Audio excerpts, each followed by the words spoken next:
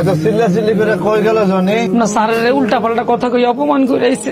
আরে অপমান করছে, তাহলে তো আমার চাকরি থাকবো না। চাকরি গেলে আমি খাবো কি? তোমার আমি 100 বার করছি যে স্যারের ঘরে যেন সে না যায়। মাথা গরম, উল্টা পাল্টা কথা কইবো। আমি কি করবো? স্যারের কাছে চাই, মাপ চাই। শুনে যত জানলাম অসুখে মানুষটা বাইরে গেল।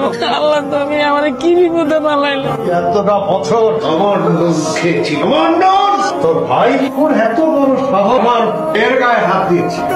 ভাবি কি হয়েছে? ভাবি তুমি এমন করতেছো? তোর ভাই স্যারের বাড়িতে গেছে, আমি তো তোরা কই না। স্যার তোর বাইরে কালকে মারছে, এখন তোর ভাই ওই বাড়িতে আবার গেছে। জানি তোর বাইরে বাচ্চা ওরা ভালো মানুষ না।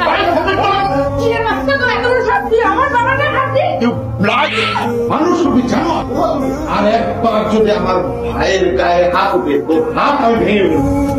গফর ভাই, আপনার ভাই জন সাহেবের গায়ে হাত তুলেছে। সাহেব চাইলে আপনাদেরকে গড় বাড়ি থেকে এক মুহূর্তে বের করে দিতে পারে। আমার যতটুকু ধারণা হয়তো থানা গিয়ে মামলা করতে পারে।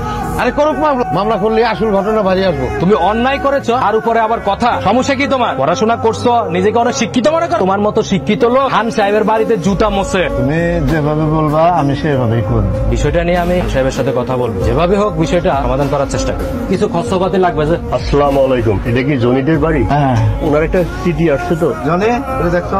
একটা সাইন করেন। ঠিক আছে, আমি আসি। দেখছেন জব্বর ভাই, বলতে না বলতে থানায় গিয়ে মামলা করে চিঠি পাঠাই দিই। এখনো সময় আছে, খান সাহেবের পায়ে ধরে মাপ চা। ভাবি ভাইয়া, আমার জয়েনিং লেটার এসে গেছে। ভাবি জয়েনিং লেটার এসে গেছে, চাকরি হয়ে গেছে। আল্লাহ ভাই, আগের কথা ছাইপা যা, এখন নতুন কথা বলো। আরে ভাই, তুমি তো আমাদের এলাকার গর্ব। তোমার চাকরিটা হয়েছে, খুবই ভালো লেগেছে।